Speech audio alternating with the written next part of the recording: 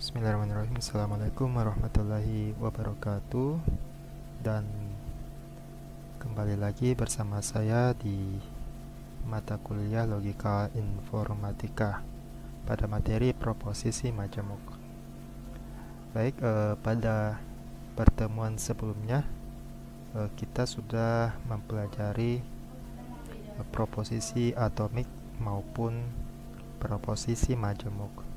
Nah, gabungan dari beberapa proposisi atomik itu dan juga beberapa operator logika pasti akan menghasilkan proposisi majemuk.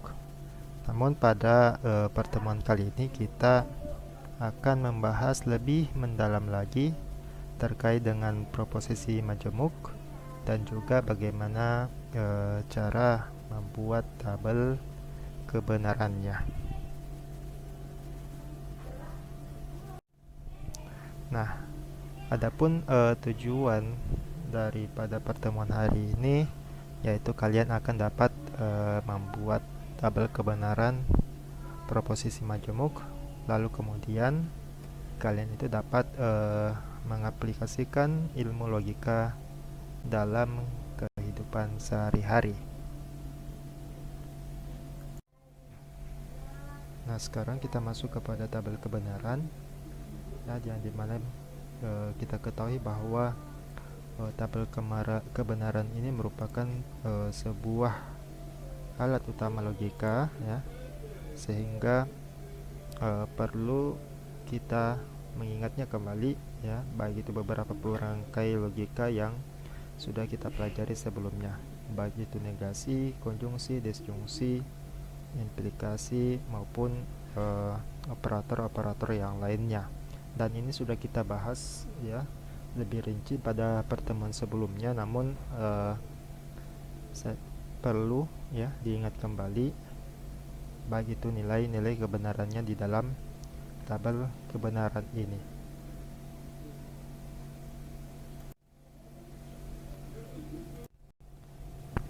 Dan selanjutnya kita akan membuat, ya, tabel kebenaran proposisi majemuk. Nah, di sini ada contoh yang saya berikan. Soalnya, buatlah tabel kebenaran dari ekspresi logika negasi P XOR dalam kurung Q implikasi P.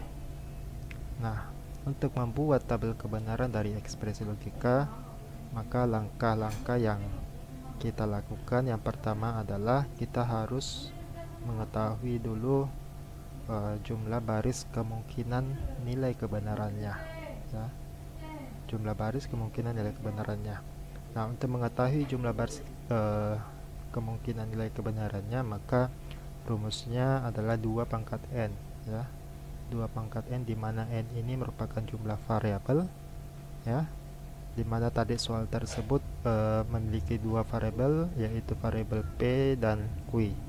Nah, sehingga jumlah variabelnya itu adalah 2. Ya, maka jumlah baris kemungkinannya adalah 2 pangkat n itu sama dengan 2 pangkat 2 sama dengan 4. Nah, kalau kita sudah mengetahui jumlah baris kemungkinannya, maka kita bisa membuat tabel kebenarannya. Ya, sekira untuk membuat tabel kebenaran, ya, sekira juga sudah kita bahas pada pertemuan sebelumnya. Nah, namun kita bisa mengingat-ingatnya kembali. Jadi kita bisa membuat 2 kolom dulu, ya.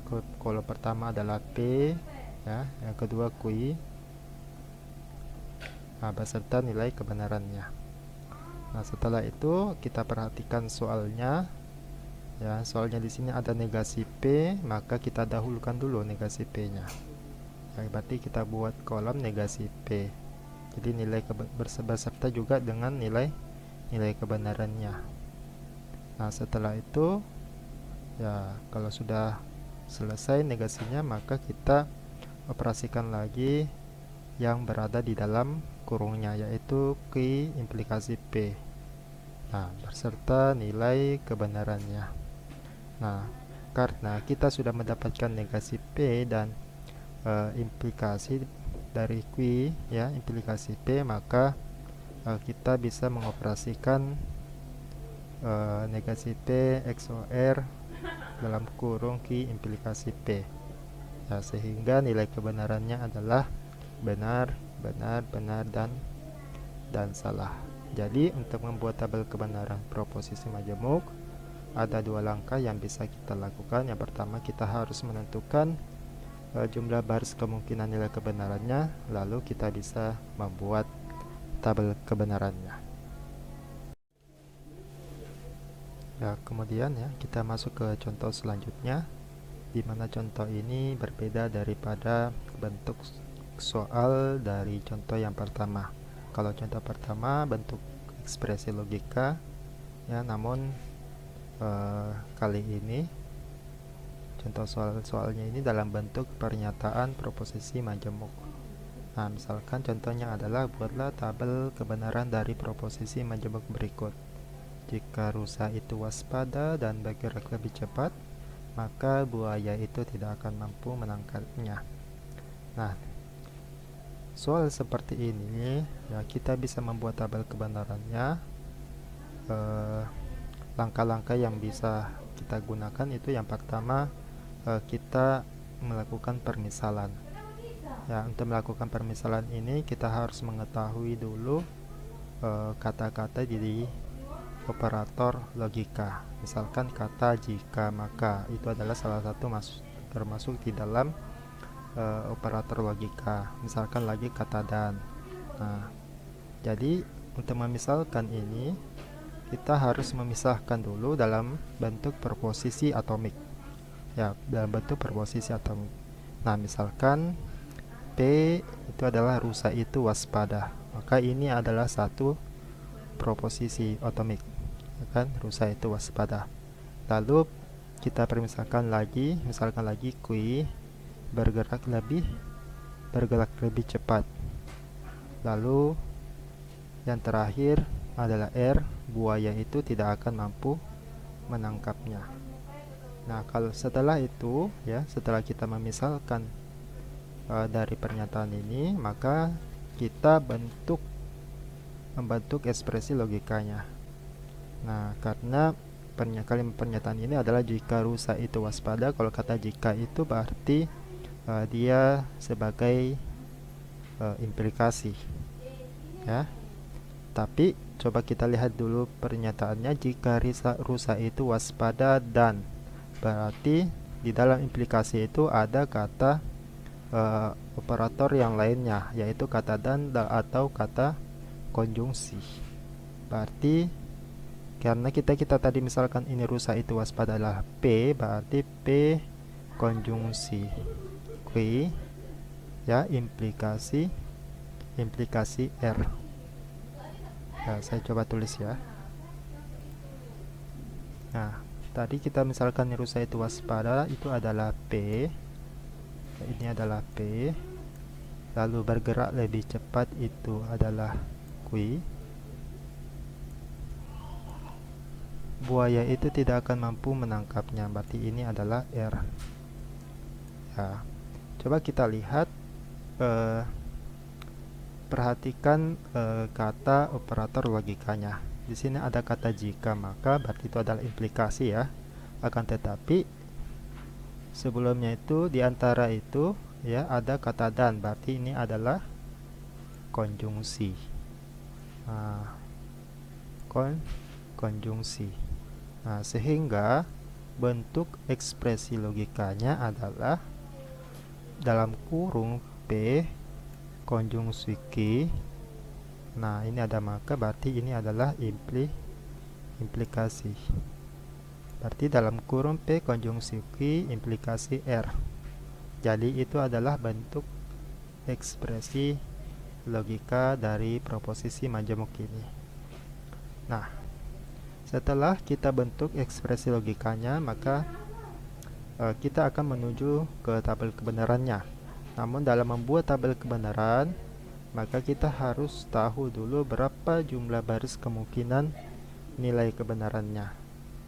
Jadi jumlah baris kemungkinan nilai kebenarannya adalah 2 pangkat n, karena jumlah variabelnya tadi itu adalah 3, baik itu P, Q, R, maka hasilnya adalah 2 pangkat 3 sama dengan 8. Nah, berarti jumlah barisnya adalah 8. Sehingga kita bisa membuat tabel kebenarannya. Nah, untuk masalah tabel kebenaran ya, sekira kita sudah pelajari pada pertemuan sebelumnya, jadi kita tidak perlu untuk menjelasnya lebih mendalam lagi.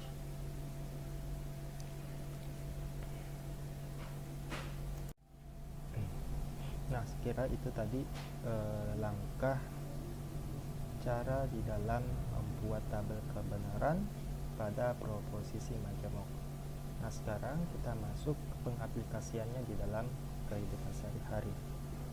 Baik, ilmu logika itu ya sebenarnya bisa diterapkan di dalam kehidupan sehari-hari kita, baik itu di dalam melatih cara berpikir kita ya, sampai kita bisa menentukan sahnya atau kebenarannya di dalam suatu kesimpulan ya ketika kita berargumen. Nah, misalkan di sini saja ada contoh yang kasus yang bisa kita simak ya. Saya bacakan saja. Eri, Anto, dan Sinta adalah sekelompok hacker remaja yang tergabung dalam asosiasi hacker remaja atau AHRI. Nah, mereka teridentifikasi membajak akun dan program pribadi Presiden Republik Indonesia. Nah, sekarang mereka sedang diinterogasi oleh aparat kepolisian. Nah, di sini ada sebuah pernyataan ya. Pernyataan pertama aparat ya, dia menanyakan siapa yang bersalah di antara kalian bertiga. Berarti di sini ada 3 tersangka yang diinterogasi. Nah, pernyataan Eri, dia mengatakan bahwa Anto bersalah dan Sinta tidak bersalah. Lalu kemudian Anto menyatakan bahwa jika Eri bersalah maka Sinta bersalah. Lalu kemudian yang terakhir Sinta, dia menyatakan bahwa saya tidak bersalah, tetapi Anto atau Eri yang bersalah. Nah, lalu kemudian pertanyaannya adalah bagian A, tuliskan pernyataan dari tiap tersangka ke dalam ekspresi logika. Berarti bagian A ini kita akan membuat ekspresi logikanya. Lalu kemudian bagian B, tuliskan tabel kebenaran dari pernyataan 3 tersangka tersebut. Nah, untuk bagian B kita membuat tabel kebenarannya. Lalu kemudian yang terakhir, tentukan siapa sajakah yang bersalah berdasarkan tabel kebenaran. Bila aparat menemukan bahwa Anto telah berbohong, sementara kedua temannya menyatakan kebenaran. Nah, itu soalnya ya.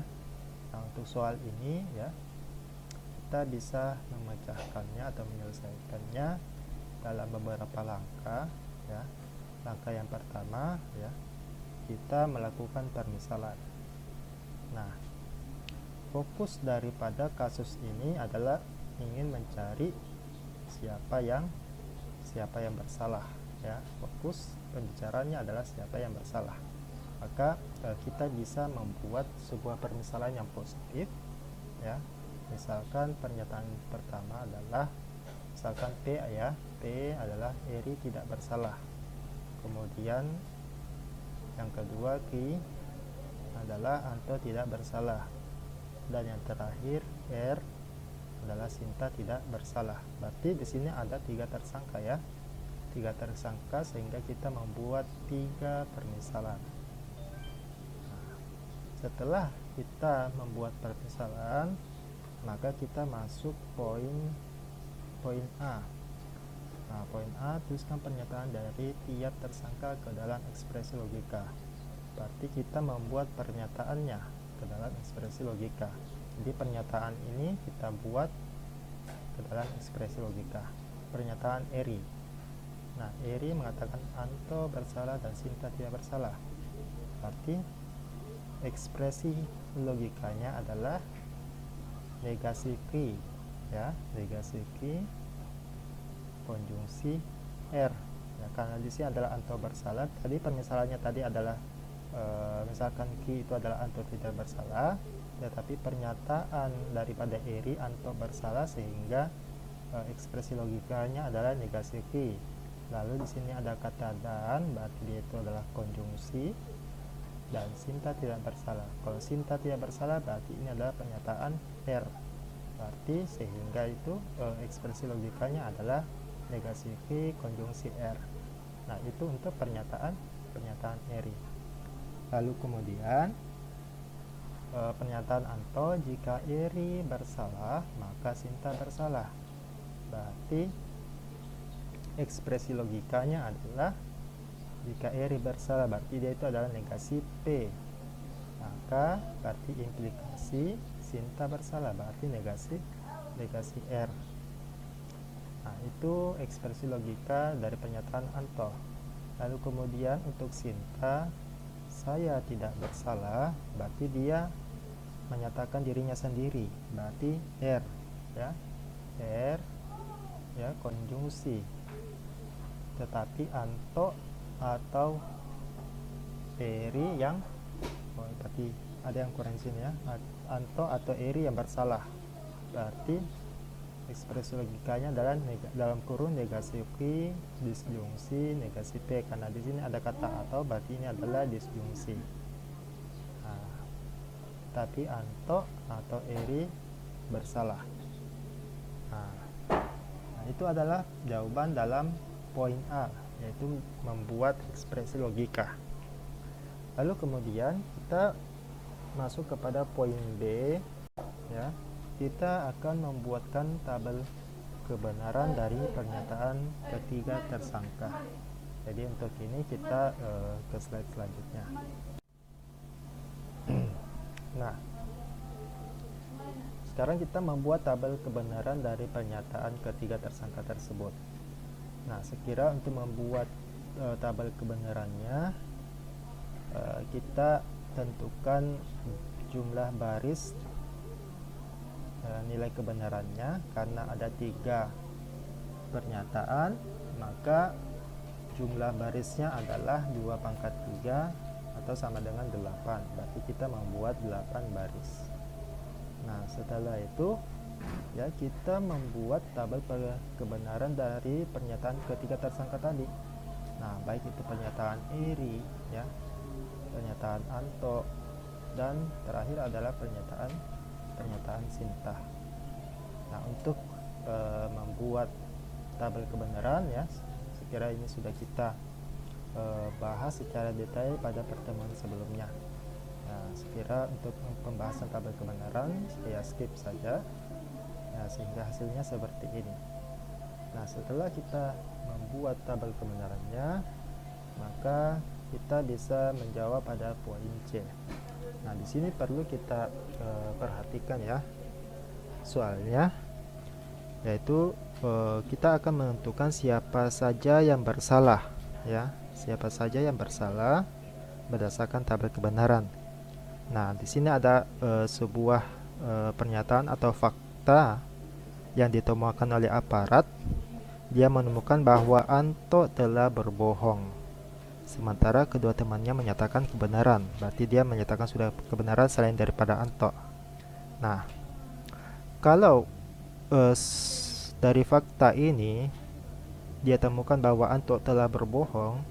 Nah, kalau kata berbohong itu berarti dia pernyataan yang diberikan adalah bernilai salah, ya. Pernyataan bernilai salah. Berarti dia Anto ini adalah pernyataannya bernilai salah. Lalu kemudian Eri dan Sinta, ya, dia menyatakan kebenaran, artinya dia tidak berbohong, sehingga pernyataannya bernilai benar. Nah, ketiga pernyataan dari tersangka ini, ya, kita lihat daripada nilai kebenaran di tabel kebenarannya. Nah, kita lihat untuk Anto berbohong dia bernilai salah. Berarti kita cari Anto, ya, pernyataan Anto yang bernilai salah. Berarti ada 2 kemungkinan yang bisa kita dapatkan. Apakah ini baris ke-5 atau dia baris ke-7. Nah, lalu kemudian karena Eri dan Sinta menyatakan benar, berarti pernyataannya adalah bernilai benar. Berarti Eri dan Sinta itu benar. Berarti ini Eri benar, lalu Sinta menyatakan benar.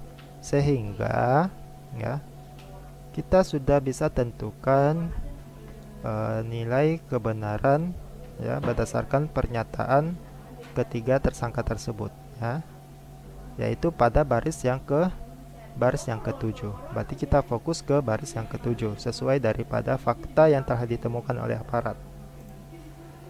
Nah, berarti kita fokus di sini ya. Nah, lalu kemudian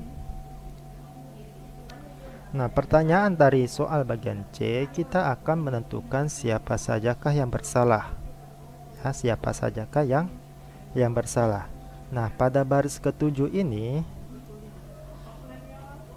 pada baris ke-7 di sini ada nilai kebenaran baik daripada P, Q, dan R. Nah, untuk nilai P bernilai salah, berarti Eri, pernyataan ini Eri yang bersalah. Kemudian yang kedua Q itu bernilai salah, sehingga Anto yang bersalah. Ingat ya, permisalan pada poin A tadi adalah, misalkan tadi adalah P, Eri tidak bersalah, lalu Q, Anto tidak bersalah, dan R adalah Sinta tidak bersalah. Karena P bernilai salah di sini dan juga Q bernilai salah, sehingga yang menjadi orang yang bersalah atau tersangka atau orang yang bersalah di dalam kasus ini adalah ada dua, yaitu Eri dan Anto. Berarti kita sudah menemukan orang yang bersalah di dalam kasus ini berdasarkan fakta yang ditemukan oleh aparat. Jadi itu cara menjawab daripada soal poin C. Oke. Baik, sekira untuk materi pada hari ini ya cukup sekian ya. Mudah-mudahan apa yang saya berikan ini bisa dipahami oleh kalian semua. Jadi sekira pertemuan hari ini saya cukupkan dan dengan ucapan alhamdulillahirabbil alamin. Assalamualaikum warahmatullahi wabarakatuh.